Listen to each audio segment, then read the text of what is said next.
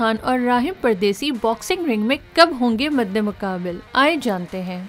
फिरोज खान और राहिम परदेसी के दरमियान सोशल मीडिया पर बयानत देने का सिलसिला तो जारी ही है, लेकिन अब दोनों ही एक दूसरे को बॉक्सिंग रिंग में देने वाले हैं टफ टाइम। हाल ही में फिरोज खान ने अपने सोशल मीडिया प्लेटफॉर्म में ये बताया है कि इनके फैंस इन्हें बॉक्सिंग रिंग में देखने के लिए बेताब हैं और वो इन्हें कभी मायूस नहीं करेंगे। साथ ही फिरोज ने राहिम को तैयारी से बॉक्सिंग रिंग में आने का मशवरा भी दे दिया, जबकि राहिम परदेसी ने जवाबी वीडियो में फिरोज खान से कहा है कि वो मुकाबले के लिए तैयार है, बस आप अपनी सलाहियतों पर भरोसा रखें।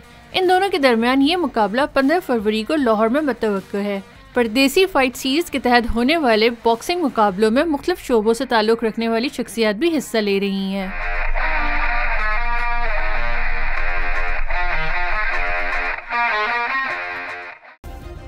सब्सक्राइब करें और बेल दबाएं ताकि कोई खबर रह न जाए।